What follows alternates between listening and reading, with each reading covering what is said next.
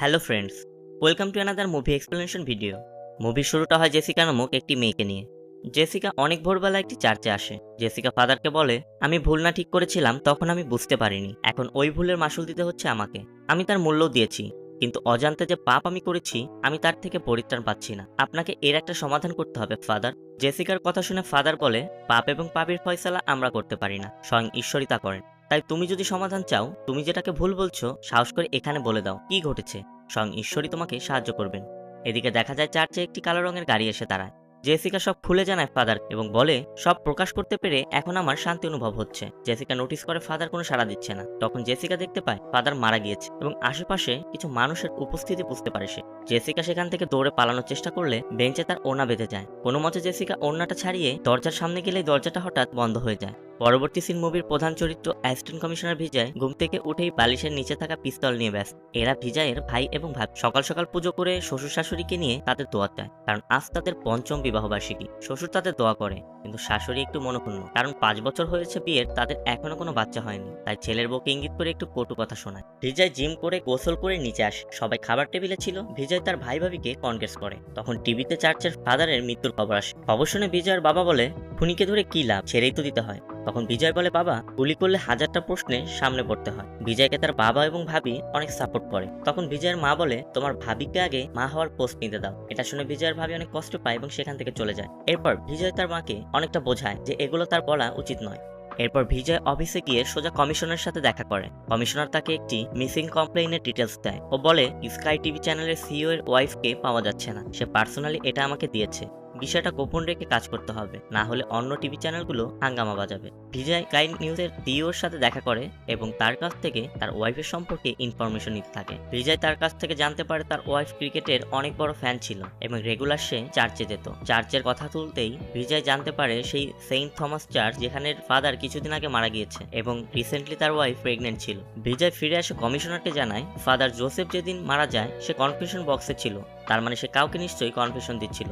আর জেসিকাও যেহেতু ওই চার্চে রেগুলার যেত, ওই দিন ওখানে সে যেতে পারে। আর ফাদার কনফেশন দিচ্ছিল যাকে, সে জেসিকাও হতে পারে। কমিশনার ফাদার জোসেফের মৃত্যুর তদন্তকারী কর্মকর্তাকে ডাকে ও বিজয়ের সাথে তার পরিচয় করিয়ে দেয়। কমিশনার ফাদারের তদন্তকারী কর্মকর্তাকে বলে, বিজয় বলছে তার কেসের সাথে ফাদারের মৃত্যুর বিষয়টি জড়িত থাকতে পারে। এই কথাটা সে একদম উড়িয়ে দেয় ও বলে, ফাদারের সার্ভিস রেকর্ড ক্লিয়ার। তার বাড়িতে ঋণের চাপ ছিল, কিছুদিন আগে সে বাইপাস সার্জারি করিয়েছিল এবং সে জানতে পেরেছে সে ডিপ্রেস ছিল, এই জন্য হয়তো সে আত্মহত্যা করেছে। তখন বিজয় বলে, একজন ফাদার যে ধর্মযাজক সে কখনো চার্চে রক্তপাত করবে না, আর রক্তপাত করে চার্চকে অপবিত্র করবে না। সে তো বাড়িতেও আত্মহত্যা করতে পারতো, কিন্তু এটা তো সে করেনি, তাহলে এটা মার্ডারই হবে। বিজয়ের কথায় অপমান বোধ করে সেই তদন্তকারী কর্মকর্তা এবং সে রেগে গিয়ে কমিশনারকে বলে, সেই যখন কেস সলভ করে দিয়েছে তাহলে কেসটা তাকেই দিয়ে। কমিশনার বিষয়টি বুঝতে পারে, বিজয়কে দুটি কেসই বুঝিয়ে দিতে বলে। বিজয় ইনভেস্টিগেটের জন্য তার সহযোগী ইন্সপেক্টর জাকপাতিকে নিয়ে চার্চে যায়। জাকপাতি এমনিতে ভালো, কিন্তু কথা একটু বেশি বলে। বিজয় সেখানে এভিডেন্স খুঁজতে থাকে। তখন বেঞ্চে থেকে যাওয়া সেই ওনার একটি অংশ দেখতে পায় বিজয়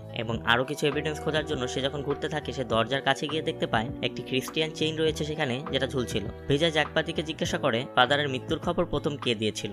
জাকপাতি জানায় মৃণাল নামক একটি মেয়ে। তখন বিজয় জাকপাতিকে বলে, মৃণালের কাছে আমাকে নিয়ে চলো। মৃণাল একটি বাচ্চাদের স্কুলে চাকরি করে, সে বাচ্চাদের পড়াচ্ছিল। তখন একজন এসে জানায় দুইজন পুলিশ তার সাথে দেখা করতে এসেছে। মৃণাল একটু বিব্রত বোধ করে, কারণ এর আগেও মৃণালের বাড়িতে পুলিশ গিয়েছিল। মৃণাল তাদের সাথে কথা বলতে চায় না, তাই বলে কেন বারবার তাকে বিরক্ত করছে। বিজয় বলে ফাদারের মৃত্যুর ব্যাপারে কিছু ইনফরমেশন চায়, তাই যখন দরকার পড়বে তাকে অবশ্যই পুলিশকে সহযোগিতা করতে হবে, আর পরবর্তীতে যখন দেখা হবে তখন যেন সে সত্যিটা পুলিশকে জানায়। এই বলে তারা সেখান থেকে চলে যায়। পরদিন বিজয় জাকপাতিকে নিয়ে মৃণালের বাড়িতে যায়। মৃণালের বাবা জানায় মৃণাল অনেক সকালেই বের হয়ে গেছে আর তারা যেন বারবার এখানে না আসে। জাকপাতি মৃণালের বাবাকে বলে মৃণাল ফিরলে যেন বলে তারা এখানে এসেছিল এবং তাদের সাথে যেন দেখা করে। মৃণাল বাড়িতে ফিরে জানতে পারে পুলিশ তাদের বাড়িতে এসেছিল এবং সেজন্য সে বিজয়ের সাথে দেখা করতে পুলিশ স্টেশনে যায়। বিজয় বুঝতে পেরেছিল মৃণাল কিছু লুকোচ্ছে, তাই চেইনটা দেখিয়ে মৃণালকে বলে এটা তোমার চেইন কিনা, কিন্তু মৃণাল জানায় এটা তার চেইন নয়, আর সে স্কুলের ট্রাস্টের ডোনেশন আনতে চার্চে গিয়েছিল। বিজয় মৃণালের কাছে জানতে চায় সে ওই দিন চার্চে কি কি দেখেছিল। মৃণাল ধাপে ধাপে সব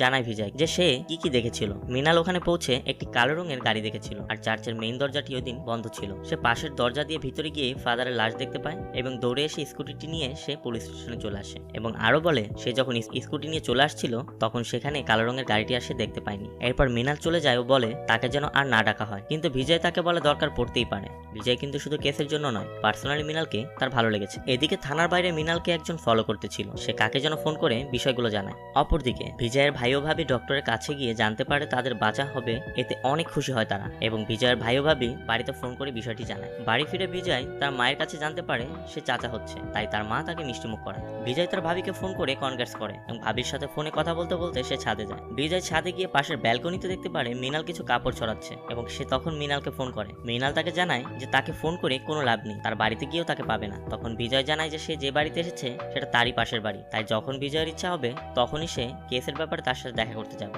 এদিকে কর্পোরেশনের ময়লার ভাগারে ময়লা সরানোর সময় একটি হাত দেখে কাজ থামিয়ে দেয় সেখানের কর্মচারী। নিচে গিয়ে সে ময়লার মধ্যে জেসিকার লাশ দেখতে পায় এবং সেখান থেকে দৌড়ে চলে যায়। এরপর পুলিশ এসে লাশ উদ্ধার করে এবং ময়না তদন্তে পাঠায়। বিজয় সেখানে গিয়ে জেসিকার গাড়ি তল্লাশি করে এবং সবকিছু কালেক্ট করতে বলে। ফরেনসিক টিমের একজন সদস্য এসে বিজয়কে জানায় হাতের রক কাটার কারণে রক্তক্ষরণ হয়ে জেসিকা মারা গিয়েছে এবং মারা যাওয়ার সময় সে অন্তঃসত্ত্বা ছিল। এরপর সিন স্কেপ হয়ে চলে যায় একটি অনুষ্ঠান, যেখানে একজন রাজনীতিবিদের ছেলের বউয়ের বাচ্চা হবে এবং সেই উপলক্ষে সেখানে অনুষ্ঠানের আয়োজন করা হয়েছে। শাশুড়ি ছেলের বউকে বলে, সবার সামনে মুখ গোমরা করে বসে আছো কেন, হাসি খুশি থাকার অভিনয় করো। কিন্তু মেয়েটি কাঁদতে কাঁদতে বলে, আমি এটা পারবো না মা। জবাবে শাশুড়ি বলে, যখন হয়েছে তখন কি তুমি ইচ্ছা করে করেছিলে নাকি অজান্তে হয়েছে? যা হয়েছে সেটা ভুলে যাও। এরপর মেয়েটি ওয়াশরুমে যায়। তাদের কথায় একটা রহস্যের ইঙ্গিত পাওয়া যায়। অনেক সময় দরজা না খোলায় বাথরুমের দরজা ভেঙে দেখা যায় মেয়েটির লাশ পড়ে আছে ভিতরে। পরবর্তী দৃশ্যে মৃণাল লাইব্রেরিতে বসে বই পড়ছিল, তখন বিজয় বারবার তাকে ফোন করছিল দেখে সে বিরক্ত হয়ে বের হয়ে আসে এবং স্কুটার স্টার্ট করতে চায়, কিন্তু স্কুটার কিছুতেই স্টার্ট হয় না, কারণ তার সাইলেন্সারের মধ্যে কেউ যেন কাগজ ঢুকে দিয়েছে যেন সেটা স্টার্ট না করা যায়। এদিকে কিছু লোককে দেখা যায় যারা মৃণালের গতিবিধি লক্ষ্য করছিল। তারা মৃণালের উপর আচমকা আক্রমণ করে এবং তাকে মারতে আসে। ঠিক তখনই সেখানে বিজয় চলে আসে এবং তাদের সাথে ফাইট হয়। অবশ্য সবাই গাড়ি নিয়ে এক পর্যায়ে সেখান থেকে পালিয়ে যায়। এই ঘটনার পর বিজয় মৃণালকে বলে, তুমি যদি চার্চে ফাদারের মার্ডার হতে দেখে থাকো তাহলে তোমাকে মারতে ওরা আসতেই পারে। মৃণাল রেগে যায় ও বলে, যদি আমি দেখেও থাকি তো কি করতে পারবে তুমি? যেদিন থেকে এই কেসে আমাকে জড়িয়েছো আমার বিপদ বাড়ছে, আমার পরিবারের প্রতি আমার দায়িত্ববোধ আছে, আমার পিছু ছাড়ো বলে চলে যায় মৃণাল। এদিকে ওই লোকগুলো ফিরে এসে তাদের লিডারের সাথে দেখা করে এবং সব জানায় তাকে। অতঃপর সে জন নামক একজন ব্যক্তিকে ফোনে জানায় যে আজকে তাদের সাথে কি ঘটেছে এবং আপাতত তাদেরকে মৃণালের থেকে একটু দূরে থাকতে বলে। বিজয় অফিসে যাচ্ছিল, যাওয়ার সময় সে মৃণালের বাড়িতে যায়। মৃণালের বাবা তাকে ভিতরে বসতে বলে, তখন বলে, আপনি আমাদের মেয়ের পিছনে যদি এভাবে ঘুরতে থাকেন তাহলে ওর জীবনটার কি হবে? কে বিয়ে করবে ওকে? জবাবে বিজয় বলে, আমি বিয়ে করব মৃণালকে। এতে খুশি হয় মৃণাল এবং বিজয় যখন চলে যাচ্ছিল তখন বিজয়কে ফোন করে মৃণাল এবং বলে সে একাকী তার সাথে দেখা করতে চায়। তারা ওই চার্চের সামনে দেখা করে। তখন মৃণাল বিজয়কে বলে ফাদারের মৃত্যুর ব্যাপারে অর্ধেক সত্য সে বলেছে, আর বাকি সত্যটা হচ্ছে জেসিকার গাড়িতে আরো 4 জন ব্যক্তিকে সে দেখেছিল, কিন্তু তাদের চেহারা তার মনে নেই, তবে আবার দেখলে সে চিনতে পারবে। এসব শুনে বিজয় জানতে চায় এতদিন কেন সে এগুলো বলেনি। মৃণাল উত্তর দেয়, পুলিশের কাছে গোপন করেছি, কিন্তু যাকে ভালোবাসি তার কাছে তো আর গোপন করা যায় না, তাকে অবশ্যই বলা যায়। বিজয় একদিন মৃণালের সাথে কথা বলছিল, তখন তার ফোনের ব্যাটারি ডাউন হয়ে যায় এবং নিচে এসে বিজয় তার ভাবির ফোন চায়, কিন্তু তার ভাবি একটু চমকে যায়। তার ভাবি ফোন দেয় ঠিকই, কিন্তু তার চেহারায় একটি বিষণ্ণতা কাজ করছিল। বিজয় ব্যাপারটা বুঝতে পারে ও ভাবিকে বলে, আমি 7 দিন যাবত দেখছি তুমি কেমন যেন মনমরা হয়ে আছো। বিজয়ের ভাবি বলে, তুমি তো জানো আমার বাচ্চা হচ্ছিল না। এই বলে সবাই কত কি বলতো, এখন সবাই কত খুশি। বাচ্চা না হলে আমার কি হতো, আর এখনই বা আমার কি হচ্ছে, ভালোই ভালো বাচ্চাটা যদি হয়। বিজয় ভাবিকে বলে, এটা তো খুশির কথা, এত দুশ্চিন্তার কি আছে? বাচ্চা হলে কি কি করবে তার জন্য ভাবো, এত দুশ্চিন্তা করে শরীর খারাপ করো না, এখন এগুলো বাদ দাও। বিজয় অফিসে গিয়ে জেসিকার গাড়িতে পাওয়া এভিডেন্স গুলো দেখতে থাকে এবং সেখানে একটি পেট্রোল পাম্পের রসিদ পায়। সেটা ছিল ফাদারের মৃত্যু ও জেসিকার হারানোর দিনে, তাই ওই পেট্রোল পাম্পের সিসিটিভি ফুটেজ দেখতে চায় বিজয়। সিসিটিভি ফুটেজ চেক করে জেসিকার গাড়ির সামনে বসা 2 জন ব্যক্তিকে দেখতে পায় বিজয়। এদিকে ওই ব্যক্তিগুলো মৃণালের বাড়ির সামনে আসে। মৃণাল এটি দেখতে পেয়ে বিজয়কে ফোন করে বিষয়গুলো জানায়। তখন বিজয় মৃণালকে বলে দরজা জানালা সবকিছু বন্ধ করে দিয়ে সেই যেন দরজার সামনে বসে থাকে এবং সে না বলা পর্যন্ত সেই যেন দরজা না খোলে। এই বলে বিজয় একটি বাইক নিয়ে সেখান থেকে বেরিয়ে পড়ে। বিজয় এসে কাউকে দেখতে পায় না, মানে তারা এতক্ষণে চলে গেছে। অনেক খোঁজাখুঁজি করে কিছু না পেয়ে বিজয় ঠান্ডা পানি খেতে নিজের বাড়িতে প্রবেশ করে। ফ্রিজের পানি বের করে সে পানি খায় এবং বিজয় খেয়াল করে পাশের রুমে, অর্থাৎ তার যে ভাবির রুমটা আছে সে রুমের দরজা নড়ছিল। সেখানে এগিয়ে যেতেই বিজয় যা দেখতে পায় তার ভাবি গলায় ফাঁস নিয়ে আছে এবং সে ঝুলছিল। বিজয় হতভম্ব হয়ে যায়। এরপর সবাই কান্না করছিল। তখন একজন পুলিশ সদস্য এসে বিজয়কে জানায় ঘরের সবকিছু ঠিক আছে, চুরির কোনো আলামত নেই, আপাতত কিছুই বলা যাচ্ছে না। এদিকে বিজয়ের ভাবির মা বলে, আপনারা যে 50 লক্ষ টাকা চেয়েছিলেন আমরা তো দিতে চেয়েছিলাম, আমরা মাত্র 4 দিন সময় চেয়েছিলাম, এর মধ্যে আমার মেয়েটাকে মেরে ফেললেন। বিষয়টা বিজয়কে ভাবিয়ে তোলে, কারণ তার পরিবার বা তার পরিবারের কেউই কোনো টাকা চায়নি, তাহলে কেনই বা তার ভাবি এতগুলো টাকা তার বাবার বাড়িতে চেয়েছিল। বিজয় আর মৃণাল ছাদে দাঁড়িয়ে কথা বলছিল। তখন মৃণাল বিজয়কে বলে, তোমার পরিবারের সাথে একটি সেলফি তুলেছিলাম এবং সেই ছবিটি আমি আমার ফেসবুকে আপলোড করেছিলাম। সেটা দেখে আমার এক ডক্টর বন্ধু আমাকে কল করেছিল।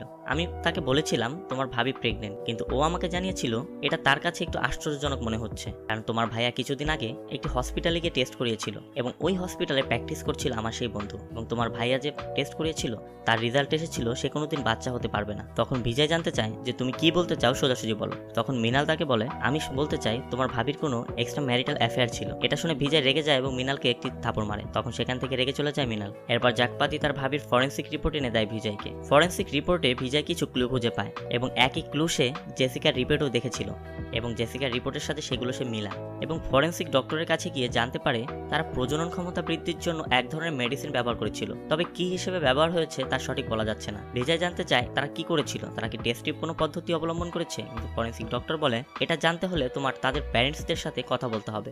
এসব শুনে বাড়ি ফিরে বিজয় তার ভাইয়ের কাছে জানতে চায় সবকিছু, কিন্তু কিছু বলতে চায় না তার ভাই। তাদের মাঝে এক পর্যায়ে হাতাহাতি শুরু হয় এবং তাদের মা এসে তাদেরকে থামিয়ে দেয়। এরপর বিজয় তার বড় ভাইকে বলে, তুমি সব খুলে বলো আমাকে। এরপর বিজয়ের বড় ভাই সবকিছু খুলে বলতে শুরু করে। সে বলে একটি সন্তানের জন্য তারা কত জায়গাতে গিয়েছিল, কোনো কাজ হয়নি। অতঃপর তারা একটি হসপিটালে যায় এবং সেই হসপিটালের ডক্টর তাদের রিপোর্ট চেক করে বলে তাদের সেক্সুয়াল লাইফ ঠিক আছে, কিন্তু আমি অনেক হিট জায়গায় কাজ করি বলে আমার স্পার্ম কাউন্ট অনেক কম ছিল এবং আমার অনেক হ্যাবিট ছিল যেগুলোর কারণে আমার স্পার্ম কাউন্ট কাজ করছিল না। তবে সে বলেছিল যে 1 বছরের ট্রিটমেন্ট করলে ঠিক হয়ে যাবে। ডক্টর আরো বলে 1 বছর বেশি সময় মনে হলে আরেকটি উপায় আছে, আর্টিফিশিয়াল ইনসাবমিশন, যার দ্বারা স্বামীর শুক্রাণুকে স্ত্রীর ডিম্বাণুর সাথে মিলন ঘটিয়ে খুব তাড়াতাড়ি কনসিভ করানো যাবে। এটা শুনে আমরা খুশি হয়েছিলাম, কিন্তু তোর ভাবি বলেছিল এই বিষয়টা যেন আমরা কাউকে না জানাই, এমনকি তোকেও না। এই জন্য আমি বিষয়টি জানাতে পারিনি। আর তোমার ভাবির বাবার বাড়িতে যে 50 লক্ষ টাকার কথা বলেছে, বিশ্বাস করো আমি কোনো টাকা চাইনি এবং হাসপাতালেও এমন কোনো আহামরি খরচ হয়নি যার জন্য তোমার ভাবির এতগুলো টাকার প্রয়োজন পড়েছিল।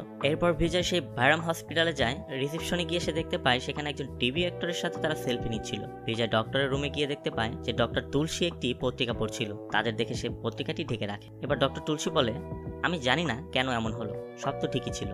6 মাস পর বাচ্চার মা হতো, কেনই বা সেটা করলো? বিজয় তার কাছে জানতে চায় আর্টিফিশিয়াল ইনফেকশন কি সঠিক কিনা। ডক্টর তাকে বলে, তোমার ভাবি মারা গিয়েছে বলে বলছো? বিজয় জানায় আরো 4 জনের কথা যারা এই পদ্ধতি অবলম্বন করেছিল কিন্তু মারা গিয়েছে। তখন ডক্টর একটু এড়ানোর চেষ্টা করে। তখন পুলিশের পরিচয় দেয় বিজয় এবং এ পর্যন্ত এই হসপিটালে যতগুলো এই ধরনের কাজ হয়েছে বা ট্রিটমেন্ট হয়েছে সকল পেশেন্টের ডাটা দিতে বলে। ফেরার পথে বিজয় একটি সেলুন থেকে ওই পত্রিকাটি কালেক্ট করে যেটা সে ডক্টরের রুমে দেখেছিল এবং বিজয় সেখানে কিছু ক্লু খুঁজে পায় যেটা এড়ানোর চেষ্টা করছিল ডক্টর তুলসী। জাকপাতি সকল পেশেন্টের ডিটেলস নিয়ে যায় বিজয়ের কাছে। এখানে 6 জনের ডিটেলস আলাদা করে দেয় যারা জেসিকার মতো প্রেগনেন্ট হওয়ার পর মারা গিয়েছে। তখন বিজয় দেখতে পায় ওই 6 জনের ডিটেলস লেখা রয়েছে যে প্যাডের মধ্যে সেখানে 23 নামক একটি সিম্বল লাগানো রয়েছে এবং অন্যান্য যে পেশেন্টগুলো ছিল তাদের প্যাডের কোনো সিম্বল ছিল না, সেখানে কোনো জলছাপই ছিল না, কিন্তু কিছু কিছু পেশেন্টের 23 নামক জলছাপ ছিল। এই বিষয়টি ভাবিয়ে তোলে বিজয়কে যে এর পিছনে বা এই 23 এর পিছনে রহস্যটা কি। বিজয় একদিন কফি শপে গিয়ে মৃণালের সাথে দেখা করে। মৃণাল তার ভুল বুঝতে পেরে সরি বলে। তারপর তারা সেখান থেকে ফিরে আসতে থাকে। যখনই তারা গাড়িতে ওঠে দুজন ব্যক্তি তাদের উপর গুলি চালায় এবং মৃণালের ঘাড়ে একটি গুলি লেগে যায়। তখন বিজয় দ্রুত মৃণালকে হসপিটালে নিয়ে যায়। এই দুজন ব্যক্তি জনের লোক। এই হচ্ছে জন, যে সবাইকে ব্ল্যাকমেইল করে টাকা আদায় করে। জন জানায় সামনে একটি বড় পার্টি ফিক্স হয়ে আছে, সাবধানে কাজটা করতে হবে। মৃণালের কাছে গিয়ে বিজয় তার সাথে কথা বলে। তখন তারা আন্দাজ করে কেউ একজন এই মেয়েদেরকে ব্ল্যাকমেইল করছে। তারপর হঠাৎ টিভিতে সেই টিভি অ্যাক্টরকে দেখতে পায় বিজয় এবং তার মনে পড়ে সে ওই ভার্ম হসপিটালে তাদেরকে দেখেছিল এবং ডক্টর তুলসীও বলেছিল তারা এখান থেকে ট্রিটমেন্ট নিয়েছে। তারপর মৃণালের কাছে দুজন পুলিশ সদস্যকে রেখে বিজয় বের হয়ে যায়। বিজয় জাকপাতিকে নিয়ে ওই টিভি সিরিয়াল অ্যাক্টরের কাছে যায় যারা ভারাম হসপিটালে ট্রিটমেন্ট নিয়েছিল। এই দম্পতি বিজয়ের কথা এড়ানোর চেষ্টা করছিল। বিজয় তাদের কাছে জানতে চায় আপনাদের লাইফে এমন কোনো ঘটনা ঘটেছে কিনা যে আপনাদের কাছে কেউ টাকা দাবি করেছে বা আপনাদেরকে কোনো হুমকি দিচ্ছে। তখন তারা বলে যে এই ধরনের কোনো ঘটনা আমাদের সাথে ঘটেনি, আপনি এখন আসতে পারেন। ঠিক তখনই সেই টিভি অ্যাক্টরের একটি ফোন আসে যেটা বিজয়ের সামনে তারা ধরতে পারছিল না। তখন বিজয় আন্দাজ করে তাদের মধ্যে কোনো গোপনীয়তা কাজ করছে এবং সে বের হয়ে তার টিমকে বলে তারা যেন তাদের স্বামী স্ত্রীর যে ফোন কল সেগুলো ট্যাপ করে এবং রেকর্ড করে রাখে। এরপর ফিরে এসে বিজয় জানতে পারে 5 মিনিট আগে তার একটি কল এসেছিল এবং 3 দিন আগেও ওই নাম্বার থেকে একটি কল এসেছিল যেটা তারা রেকর্ড করে রেখেছে। বিজয় জানতে পারে কেউ একজন কল করে তাদের কাছে বড় অঙ্কের একটি টাকা দাবি করেছে এবং আগামী দিন তারা ব্যাংক থেকে সেই টাকাটা তুলে তাকে দিবে সেটাও সে জানিয়েছে। তারা যখন তাদেরকে বলে যে টাকাটা তারা কোথায় দিবে, তখন সেই ব্যক্তি বলে টাকাটা সে পথে থেকেই নিয়ে নেবে, কিন্তু কোনো জায়গা নির্দিষ্ট করে না বলাতে বিজয় পুরো টিম নিয়ে তাদেরকে ফলো করতে থাকে। এর মধ্যে ট্রাফিক জ্যামে পড়ে গাড়িটি যখনই চালু হয় তখন একজন ব্যক্তি হঠাৎ করে ওই দম্পতির গাড়িতে উঠে পড়ে। এটা দেখতে পেয়ে বিজয়ের টিম সেখানে দৌড়ে যায় এবং তারা যতক্ষণে পৌঁছায় ততক্ষণে তার ওই ব্যক্তিটি টাকা নিয়ে সেখান থেকে চলে গিয়েছে। কিন্তু বিজয় ব্যাংক থেকে কৌশলে টাকার ব্যাগে একটি ট্র্যাকার লাগিয়ে রেখেছিল। সেটা দেখে ওই ব্যক্তির বাসায় পৌঁছে যায় বিজয় এবং সেখানে তার সাথে অনেকক্ষণ মারপিট হয়। এক পর্যায়ে তার পুরো টিম সেখানে চলে গেলে তাকে বেঁধে তারা জিজ্ঞাসাবাদ করতে থাকে। প্রথমে সে কিছু বলতে চায় না এবং তাকে কিছুক্ষণ টর্চার করার পর সে কথা বলতে শুরু করে এবং এখানেই জানা যায় আসল রহস্য। এখানেই বের হয়ে আসে ডাক্তারদের কুকীর্তি। তখন সে বলে যে যারা মারা গিয়েছে তোমরা তাদের কথা বলছো, তারা কি করেছিল সেটা তোমরা জানো? জেসিকা যে ছিল ক্রিকেটের বড় ফ্যান, সে অলরাউন্ডার বিনোদ মেহরার স্পাম লক্ষ টাকায় কিনে ভারাম হসপিটাল থেকে সে তার স্বামীর গোপনে অন্তঃসত্ত্বা হয় সেই স্পাম দিয়ে, যাতে তার সন্তান একজন বড় ক্রিকেটার হতে পারে। একজন মিনিস্টারের ছেলের বউ মারা গিয়েছিল। মিনিস্টার চেয়েছিল তার বংশের প্রদীপ যেন তার মতো রাজনৈতিক মানসিকতার হয়, কিন্তু তার ছেলে সেরকম না হওয়াতে নিজের শুক্রাণু ছেলের বউকে দিয়ে প্রেগনেন্ট করেছিল সে।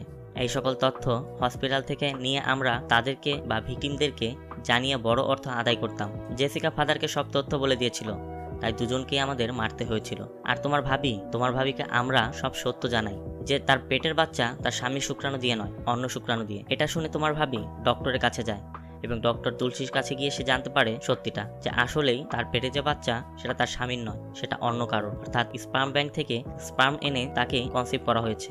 আমরা তোমার ভাবির সাথে কন্ট্যাক্ট করার চেষ্টা করেছিলাম, কিন্তু তোমার ভাবি আমাদের কোনো কথা শোনেনি। সে ডক্টর তুলসীর কাছে যায় এবং বলে তাকে যেন অ্যাবর্শন করে দেয়, কিন্তু ডক্টর তুলসী তোমার ভাইকে ছাড়া অ্যাবর্শন করাতে রাজি হচ্ছিল না। এবং এই তথ্যগুলো আমরা পাই। তখন আমরা তোমাদের বাড়িতে আসি এবং তোমার ভাবির সাথে কথা বলি। তোমার ভাবিকে আমরা অনেক বোঝানোর চেষ্টা করি, কিন্তু কোনো কিছুতেই সে রাজি না হলে এক পর্যায়ে তোমার ভাবির ওড়না দিয়ে আমরা তাকে গলায় পেঁচিয়ে মেরে ফেলি। এগুলো শোনার পর বিজয় তাকে গুলি করে সেখানেই মেরে ফেলে এবং ভারাম হসপিটালে যায় ডক্টর তুলসীর সাথে দেখা করতে। ডক্টর তুলসী ও তার স্বামী ডক্টর রামকৃষ্ণ জনের সাথে দেখা করে এবং তার সাথে কথা বলছিল। তখন তারা জানায়, অর্থাৎ ডক্টর রামকৃষ্ণ জানায়, সে ইউএসএ এতদিন যাবৎ এই ব্যবসা করে আসছে এবং ইন্ডিয়াতেও সে অনেকদিন যাবৎ এই বিজনেস করছিল। যাদের বাচ্চা হচ্ছিল না তাদেরকে এই আর্টিফিশিয়াল ইন্সপেকশনের মাধ্যমে তারা বাচ্চা হওয়ার উপায় বের করে দিত, আর যাদের স্বামীর অক্ষমতা ছিল তাদেরকে তা গোপন করে অন্য ব্যক্তির স্পার্ম দিয়ে তারা প্রেগনেন্ট করে দিত। অর্থাৎ এটা তাদের বিজনেস ছিল। এতদিনে তারা এটি ধরা পড়েনি, কিন্তু এই মুহূর্তে তারা ধরা পড়ে যাচ্ছে শুধুমাত্র জনের কারণে, কারণ জন ওই ব্যক্তিগুলোকে ব্ল্যাকমেইল করছে এবং ইনফরমেশনগুলো দিয়ে দিচ্ছে। আর তাদের এই প্রজেক্টের নাম ছিলই প্রজেক্ট 23। ডক্টর রামকৃষ্ণ আরো বলে যে আমি ধরতে পেরেছি তুমি কি কাজগুলো করেছো। তখন ডক্টর রামকৃষ্ণ এক স্পার্ম ব্যাংকের ম্যানেজারকে ডেকে পাঠায়। এখানে আমরা জানতে পারি স্পার্ম ব্যাংকে যে স্পার্মগুলো কালেক্ট করে রাখা হতো সেখানে জন তার নিজের স্পার্ম রিপ্লেস করে দিয়ে দিত। অর্থাৎ সে চাচ্ছিল অন্যান্য মহিলাদের পেটে যেন তারই বাচ্চা হয়, কারণ জন আগে থেকেই অনেক খারাপ মানসিকতার ছিল। তাই জনের স্ত্রী চাচ্ছিল না তার সন্তান যেন তার মতোই হয়। এবং জনের স্ত্রী বলছিল যে এখন সন্তান হতে হলে পুরুষ মানুষের প্রয়োজন পড়ে না, সার্জারির মাধ্যমে অনেক কিছু করা যায়।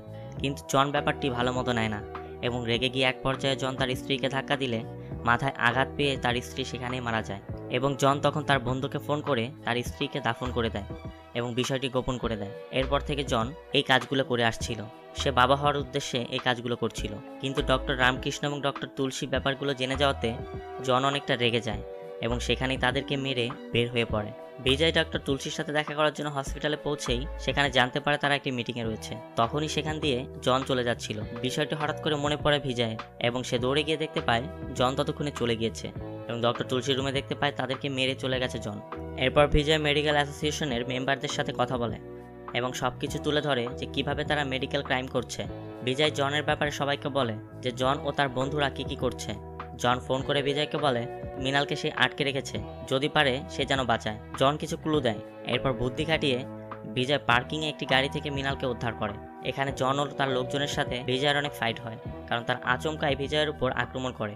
এক পর্যায়ে জন বিজয়কে ইনজেক্ট করে, আর ইনজেকশনটা ছিল প্যারালাইজডের, অর্থাৎ কিছুক্ষণের মধ্যে বিজয় প্যারালাইজড হয়ে যাবে। কিন্তু যতক্ষণ পর্যন্ত তার শরীরে শক্তি ছিল বিজয় জনের সাথে যুদ্ধ করতে থাকে। এক পর্যায়ে বিজয় জনের সাথে মারামারি করতে করতে জনের পকেট থেকে সেই ইনজেকশনটি পড়ে যায় এবং ওই ইনজেকশনটি জনের গলায় দিয়ে দেয় এবং সাথে সাথে সে প্যারালাইজড হয়ে যায়।